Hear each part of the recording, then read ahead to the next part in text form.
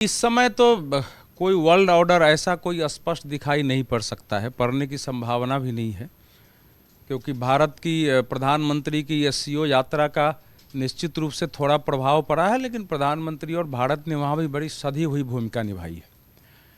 देखिए, इस समय का जो सिचुएशन है ये पश्चिम नहीं है, केवल अमेरिका एक तरफ है, पश्चिम भी उसके विरुद्ध है, पूरा यूरोप उसके विरुद्ध है। यूरोपीय संघ से अभी जर्मन के विदेश मंत्री आए थे 4 दिन पहले।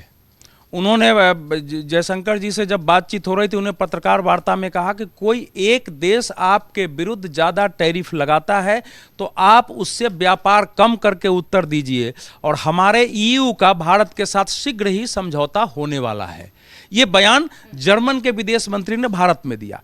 ठीक उसी दिन एक बयान आया स्विट्जरलैंड की ओर से कि भारत के साथ हमारे 4 देशों का स्पेशल इकोनॉमिक और ट्रेड जो है समझौता 22 अक्टूबर को साइन होने वाला है। तो भारत की जो कूटनीति है उसको बहुत गहराई से देखने की जरूरत है कि ट्रंप ने जरूर अपनी ओर से जो कुछ किया, भारत ने कभी भी आक्रामक, उत्तेजित और बिल्कुल संबंध खत्म करने वाला बयान नहीं दिया। भारत का हमेशा बयान रहा है कि अमेरिका से हमारे संबंध हैं और वो संबंध, ये व्यापार वार्ता सुलझ जाएगा। भारत कोई विरुद्ध में बयान दिया ही नहीं है। जब विदेश मंत्री वहाँ जब बैठे थे क्वाड की बैठक में, तो वहाँ के अमेरिका की 2 पॉलिसी थी। ट्रंप जितना ही खिलाफ बोल रहे थे, उद्योग मंत्री खिलाफ बोल रहे थे, लेकिन वहाँ के जो उनके जो मंत्री हैं स्कॉट बेसेंट, जो ट्रेजरी सेक्रेटरी है, उन्होंने कहा कि नहीं, भारत के साथ हमारे अच्छे संबंध है, व्यापार वार्ता सुलझ जाएगा, और भारत एक लोकतांत्रिक देश है, उसका कैरेक्टर चीन से नहीं मिल सकता है, हम ही से मिलेगा। और जो विदेश मंत्री है मार्क रूबियो, उन्होंने कहा कि नहीं, भारत के साथ ये जरूर सुलझ जाएगा। तो अमेरिका में स्वयं जो है 2 स्थिति चल रही थी।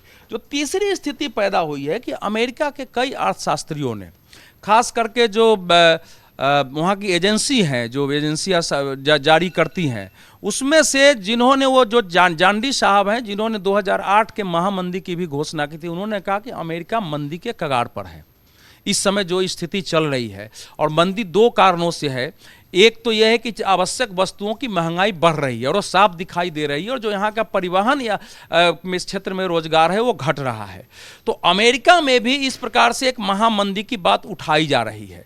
और जो अभी प्रधानमंत्री गए थे, उसको मैं बहुत ज़्यादा, केवल उसका इतना ही है कि जो ट्रंप साहब को लगा कि हमने, लगता है, चीन और रूस और भारत को चीन के हाथों खो दिया है, केवल इतना ही बयान है उनका। उस बयान का अभी बहुत ज़्यादा हम अर्थ नहीं निकाल सकते हैं कि भारत और चीन के संबंध और भारत और अमेरिका से अगर तुलना करेंगे तो मैं मानूंगा कि अगर 2 में से चुनना हो तो अमेरिका हमारे लिए चीन से ज़्यादा बेहतर है, क्योंकि चीन हमको आगे बढ़ने के हर रास्ते में बाधा डालता रहा है। जो अमेरिका के साथ हमारा न्यूक्लियर पैक्ट हुआ, उसके बाद जब यूपीए सरकार में प्रणब मुखर्जी की एक कूटनीति थी, जगह जगह जाते थे कि भारत का एटॉमिक एनर्जी एजेंसी के साथ ये हो जाए, हम जो है न्यूक्लियर सप्लायर बन जाए, सब में चीन बाधा डालता रहा है। तो वो अभी चीन का केवल इतना ही है कि भाई हम भारत से, हमको जो स्थिति है उसमें रहते हुए हमको व्यापार करना है, संबंध बनाना है, तनाव नहीं, $100 अरब का उनका लाभ है। चीन में लोकतांत्रिक, कम से कम अमेरिका की स्थिति है कि अमेरिका में ही उनके नेता, उनके अर्थशास्त्री डोनाल्ड ट्रंप का विरोध कर सकते हैं। चीन में यह स्थिति नहीं है, ये हमेशा ध्यान रखिए।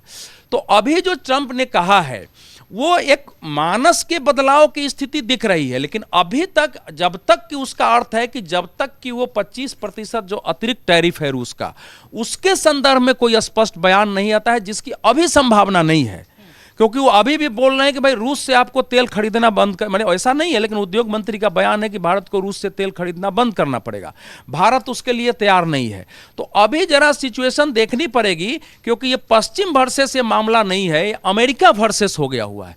अमेरिका के साथ राष्ट्रपति डोनाल्ड के एक देश इस समय खड़ा नहीं है। हालांकि जापान का कल समझौता हो गया है, उनके साथ ट्रेड पैक्ट हो गया है, तो अभी तो हाँ, कम कर दिया तो हो गया, तो भारत के साथ भी वो कम कर सकते हैं, लेकिन रूस वाला अभी मामला थोड़ा सा अभी देखना पड़ेगा हमको। मूल बात यह है कि भारत क्या इस समय अपनी पॉलिसी के साथ भविष्य के व्यापार, भविष्य की अंतर्राष्ट्रीय नीति, अंतर्राष्ट्रीय संबंधों में एक मौलिक भूमिका निभा करके और दुनिया को सही दिशा देने के रूप में इससे उभर सकता है कि नहीं उभर सकता है। मेरा अपना मानना है कि इतिहास में भारत पर जब जब चुनौतियां आई हैं, भारत नए सिरे से उठ के खड़ा हुआ है और पहले से कई गुना ज्यादा ताकत से बढ़ा है, और यह संकट भी उसी दिशा में जा रहा है। प्रधानमंत्री ने यूनाइटेड नेशन की अपनी यात्रा रद्द की है और इसका भी असर आपको दिखाई देगा।